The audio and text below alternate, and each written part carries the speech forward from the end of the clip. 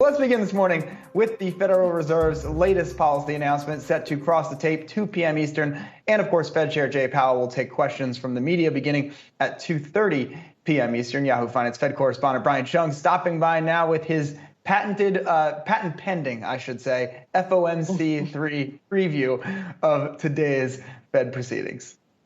Yeah, no, it's not fully trademarked yet, but the idea here is it's the three biggest things that I'm looking for in that meeting to get today. Again, the statement at 2 p.m., the press conference at 2:30, but we'll also get a fresh print of dot plots, and that's where we begin with this round of FOMC 3 points. So question number one, first of all, when do we get liftoff on rates? Now, if you look at the dot plots, which again, we only get these 4 times a year, so the last round that we got was in March. And you'll see on the chart ahead of you that it showed no rate hikes through the end of 2023 if you're looking at the median dot of the 18 members of the FOMC. Now, what's interesting is that if you try to draw out exactly which one is the median dot, you'll see that it only takes 3 more of those 18 officials to upwardly revise up their dot plot projections to then start saying that maybe the median dot will forecast a 25 basis point hike by the end of 2023. Could that happen in this meeting with some of those inflationary pressures picking up? Could definitely be the case, which leads us into the second question that I've got, which is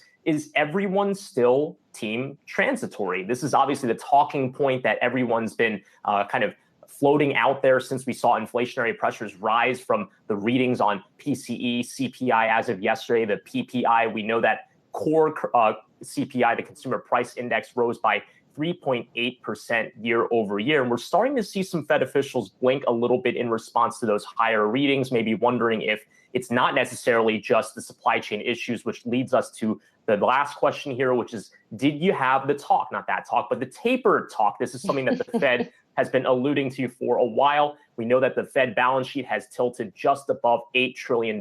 So the question is the June meeting the expectation for Jerome Powell to begin those taper talks? Now, on the street, you're hearing the chatter that this is likely continuing to be a dovish meeting, that if there would be some sort of hint at a taper talk, it might be as subtle as only a staff presentation in the FOMC meeting, as opposed to something that might be more codified in the statement or even commentary from the Fed chairman. But of course, we'll have to watch for all of that. Again, the statement comes out at 2 p.m. along with those economic projections, and the press conference will be at 2:30, and we'll have the full coverage of that right here on Yahoo Finance.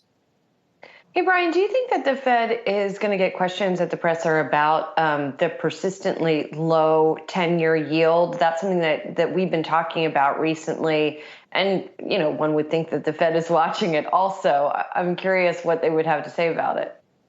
Yeah, absolutely. I mean, if that were to be a question that were lobbed to the Fed chairman, that would be a layup as easy as what Kevin Durant was able to do on the floor in the Barclays Center yesterday, because low bond yields just confirm that the Federal Reserve has gotten its functional response to current economic data into the market. When we saw those above expectation readings on specifically the May consumption, the CPI, that really showed that the bond markets were not flinching at the idea of inflation rising above the Fed's target, which it is right now.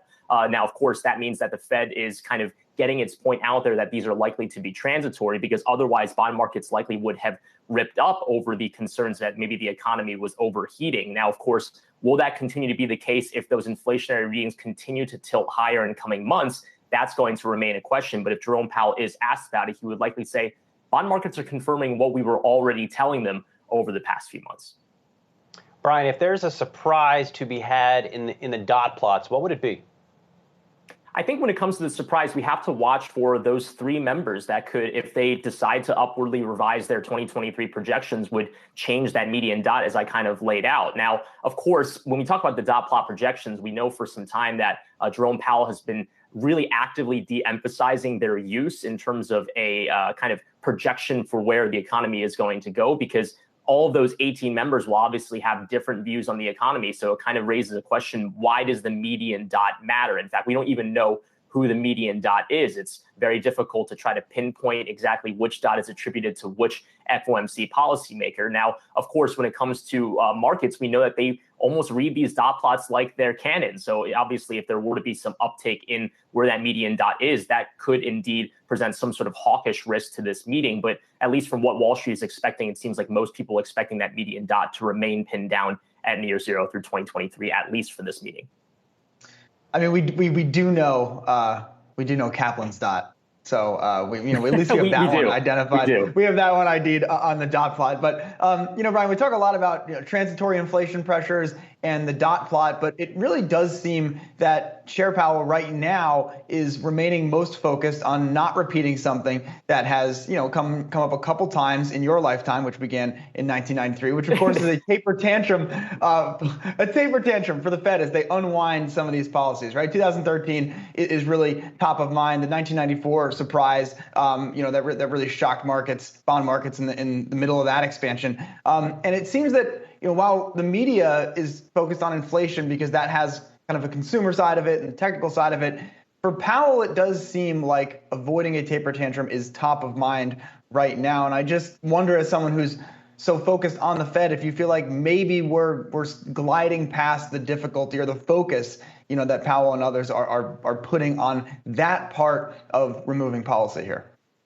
Well, you're right. I wasn't really sentient in 1994, but I was in 2013. And the issue with Ben Bernanke in 2013 was his remarks in a congressional hearing that kind of came before anyone had been expecting it at the idea of possibly tapering the Federal Reserve's quantitative easing program, which was really the first time they had done it on that scale. Now, this time around, we know that the Federal Reserve has a playbook when it comes to quantitative easing. So that already is a benefit to Jerome Powell, that this is something that the Federal Reserve has done before. People are familiar about it. People are thinking about it. But I think that also plays into the very interesting linguistic device that the Federal Reserve deployed this time, which is that idea of talking about tapering. Now, that's not necessarily an official part of its forward guidance, but that is one very clever and creative way by which they've been able to communicate to markets. Not only will we give you a heads up when we're about to taper, we're going to give you a heads up when we want to give you a heads up about tapering. And I think that's been a very deliberate measure, which they've had for many months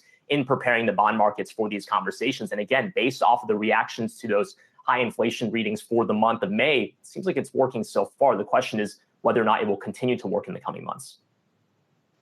We shall see. Today might give us a little bit of a hint. Brian, thank you. Appreciate it.